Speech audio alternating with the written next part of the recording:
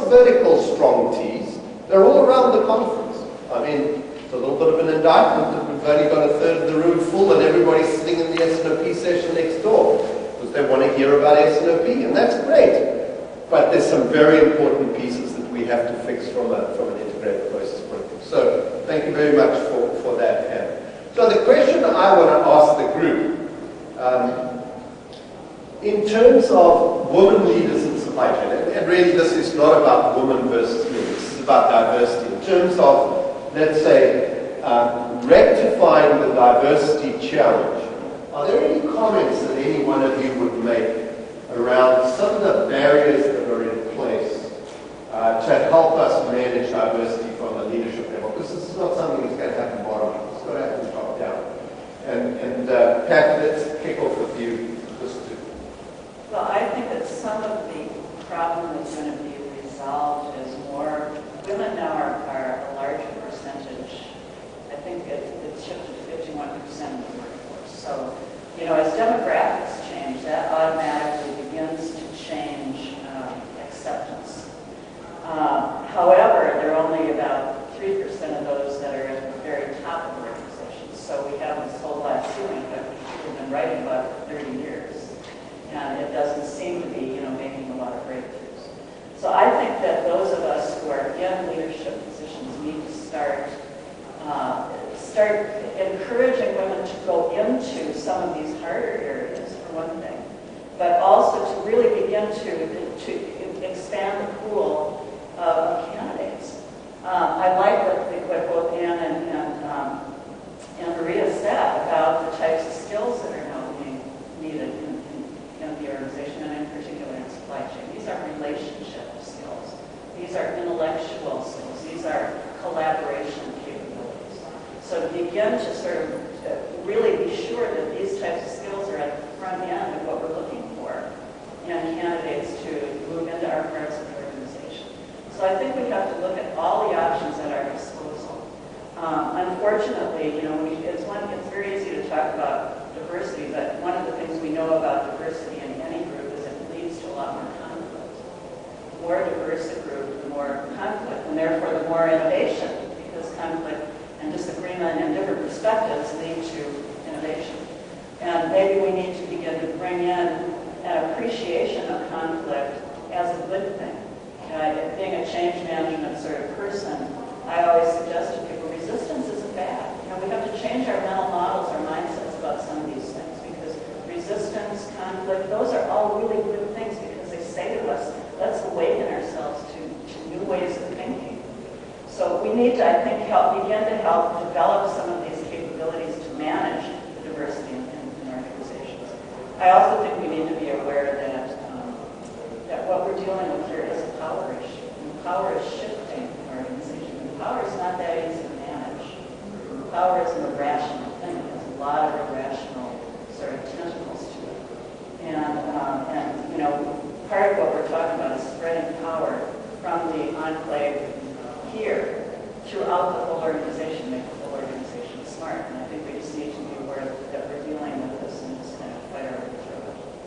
So when I first got to meet Pat when I worked at South African breweries, the term the context of what Pat said is we called it constructive dissonance. And in fact, Pat taught us a program called On the Level. And in an organization that loves fighting, where you're constructively encouraged to give very direct feedback, it was quite amusing because you'd go out and say to somebody, I'm going to give you OTL. It was like a license to, and then Pat came along and said, no, but it has to be respectful and you have to take accountability for what you said. And so it's managing that constructive dissonance in a relationship-oriented way. So, Maria? Well, I think in general, women, we don't have a problem actually disagreeing with people. I think sometimes we need to be smarter on how do we actually provide feedback.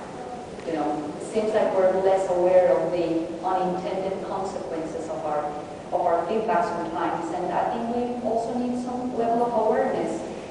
When I moved to Georgia Tech, I'm originally from Colombia, South America. I used to joke when I came as a student that I met 4 criteria of minority.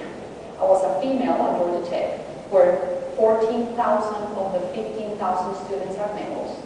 I was a non-engineer, my degree was in math. I was Hispanic, and I was Catholic. It's like, how many more counts of being a minority can you get in Atlanta, Georgia? So, you know, you just learn how to start fitting and stretching those frames.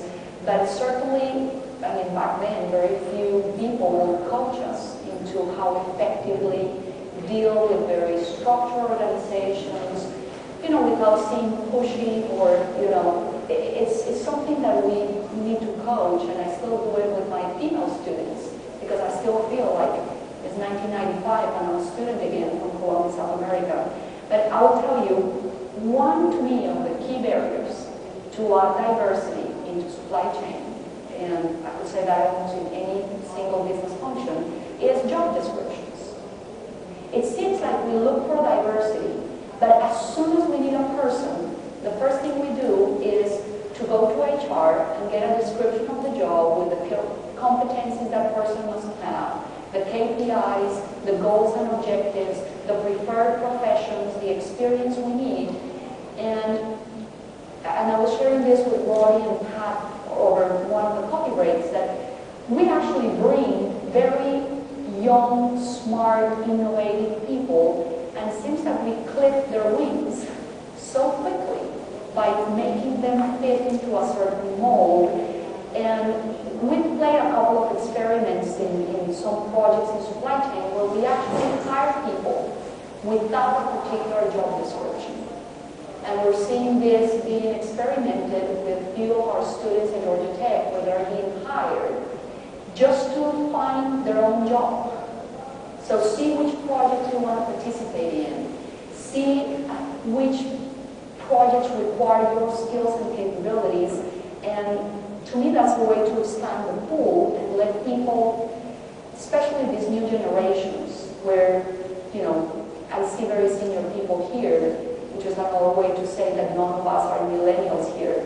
But I deal with a lot of millennial students, people that are less than 25 years old right now. And one of the trends I see is, first of all, they have no patience for a career path. Either you engage them in the first 18, 24 months, or they're gone. They're going to be going to another company.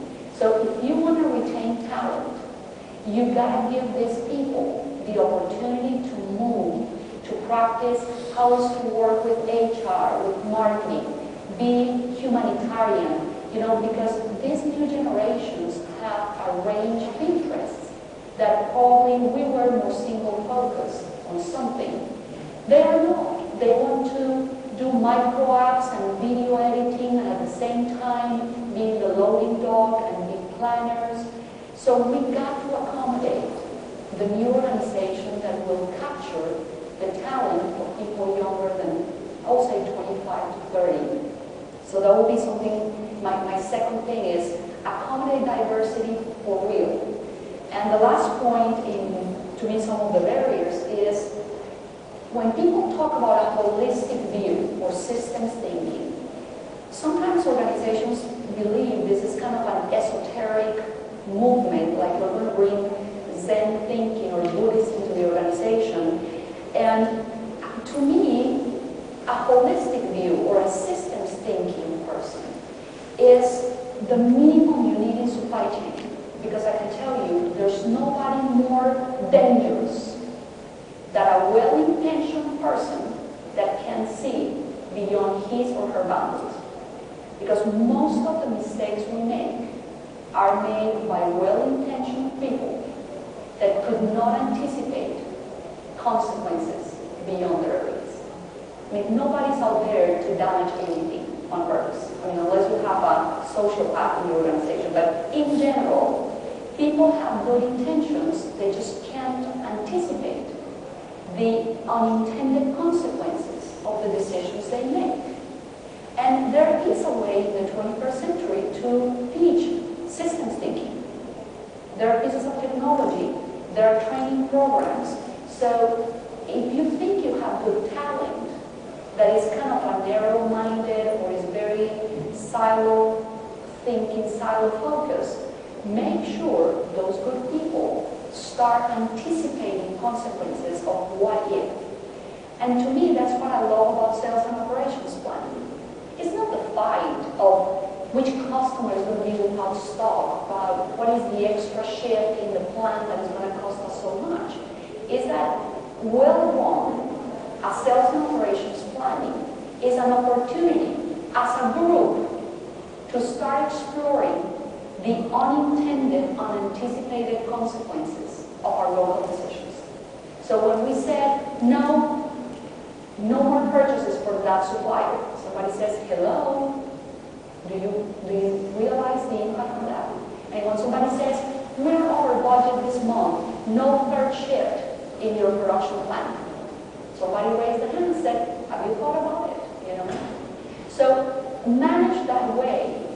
The reason we got to work in teams, on diverse teams, is because it's a way to bring awareness to that unintended consequences that a good system thinking organization requires. So a great point, and I'm actually going to raise the questions, and I'd like you to weigh in on this because we're going to get back to your opportunity to talk about barriers after we.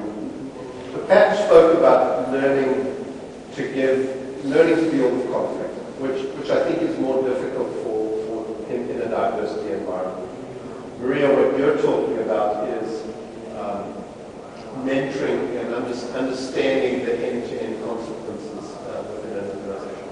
Do you think we pay enough attention to mentoring and sponsorship within a diversity context in organizations? Because in every organization I've worked for, and maybe I've just been lucky, there's always been mentorship. Maybe I've got to look for it, but is that something that we can take for granted? Is that something that people out there need to actually go out and find? Do we need to create a generation of sponsors and mentors to help people and raise this diversity ratio? Anybody care to comment on that? Well, I can't say that I've ever heard in all my women's business groups, and I've launched a lot of them, anyone saying that they thought they had enough in their organization. And I think this idea of going from mentoring to sponsorship, which is sort of moving in that direction, is helping and a good idea, but definitely not enough. So I mean, the unintended consequence, I'll never forget, I was at John Gatorna's conference, this is not this last one, but a couple of years back, and there was this bright young psychologist who listened to 2 days of debate on supply chain, and she said, I don't know anything about supply chain, but I'll tell you, a couple of observations here. She says, I think the problem in building this end-to-end supply chain is, number one, that the CEO doesn't necessarily have the strength to break down the functional silos. Second of all, functional silos are generally rewarded because of the performance within the silo. And the third point she made, she says, I don't know if anybody understands the end-to-end business well enough. And that goes to the point that you made about the unintended consequences. You've got to understand the end-to-end business if you're going to debate on what do you think the implications are of the step that you just made. Do you understand the stage of maturity we're in and the competencies we need to have in place to understand how to deal with conflict? Because conflict in stage 2 is very different to conflict in stage 4. Stage 4, where we're all focused on the shelf, we're dealing with communication and conflict that relates to, are we all commonly driven towards the same goal? Stage 2 is project versus project. And that's just a stage of change we have to go through. So, Anne, barriers. Yes, I'd like to add one barrier to the conversation, and that is the idea of experience, the resume, versus personal qualities. And I think there's been an overemphasis on experience.